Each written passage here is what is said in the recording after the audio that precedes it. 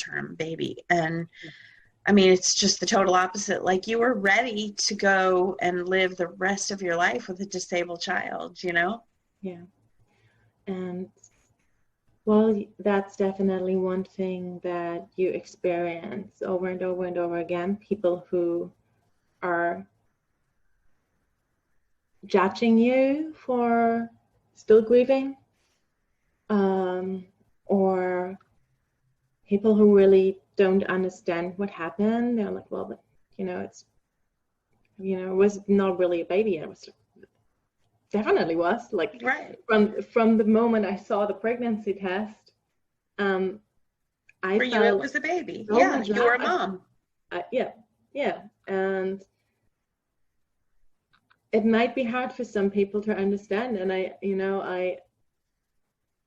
I started at the beginning avoiding those people, or people in general, because I was so afraid of being hurt again and again and again and again. And you also sometimes, like, when you're grieving, that you get tired, and everything is everything is harder. Like, your normal life is harder, so you don't have the strength to explain that to people. Right. Now I can go and talk about my experience, and when someone comes and talks about, well, but I can explain what's the difference between how he or she is thinking about that and how I was actually feeling about it. But shortly afterwards, you're just like, yeah, you want to turn around and just go back to bed and continue crying. Right. So I would just feel like, for somebody that was going through it, oh my goodness, like, how helpful it would be to have someone like you to go through it with. And you had said something to me the other day about, kind of like being allowed to heal, even though you're still grieving too. Yeah. That it's both. Yeah. Yeah, I think that is really important. So for me, like, all those things that I was just talking about, all the painful moments that I experienced, there was a point in time when I said, like, okay, that's not it. Like, I'm allowed to feel this, but I also don't want to be the victim anymore. Like, I experienced this incredible loss, and I've been the victim to it. It was not my decision. I didn't have the power to decide that. But now I'm gonna take my power back for whatever I have control over. And that meant, for me, honoring the legacy of Simon and being the best person that I can be, living the best life that I can live. And what I had to learn, or what I automatically learned through doing this, is that it also means allowing to be okay with where you are in your grief journey. So making that decision didn't mean that I woke up the next morning and I've been like, all right, everything is fine now. Yeah. Like, I'm super happy. But it meant that I allowed myself to feel whatever I was feeling without beating myself up. And that means having days where I'm just crying and things are triggering me and I'm just pissed off, or having days where I'm happy and I'm allowing myself to be happy without beating myself up for feeling good. Right. That's the tricky part of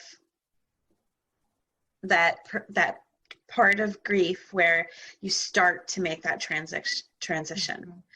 It's like you're surprised by having a good day and you remember what it feels like and it feels kind of good, but then you start to have guilt associated with just the fact that you were able to have a good day or a good laugh or a good whatever. Yeah. So Yeah. That thought of like, does that mean that I don't love my baby enough? It definitely doesn't. Like, I can tell you that from where I am right now, that I remember that thought and almost feeling bad for feeling good. right, exactly.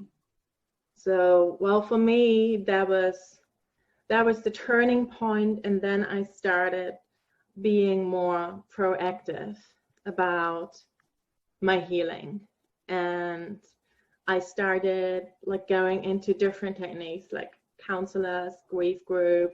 I started doing Reiki healing and just a lot of different modalities. And I also found coaching like you did.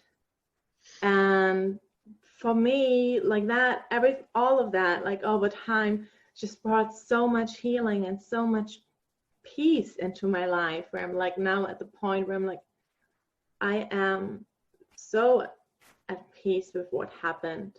Of course, it's the hardest time in my life. And of course, I don't wish it for everyone, no matter how much growth comes out of it in the end. But I can honestly say that I'm grateful for everything that I've learned since then.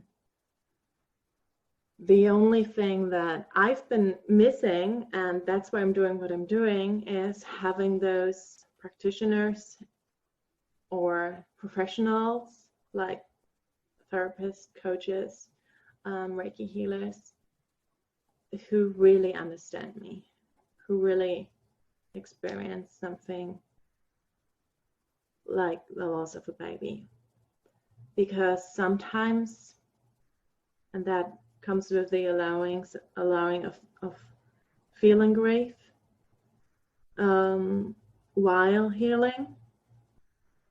Sometimes I felt that is not happening. Like, I did so many things on my own and allowed so many things on my own, that I want to offer a space for women where they can be exactly where they're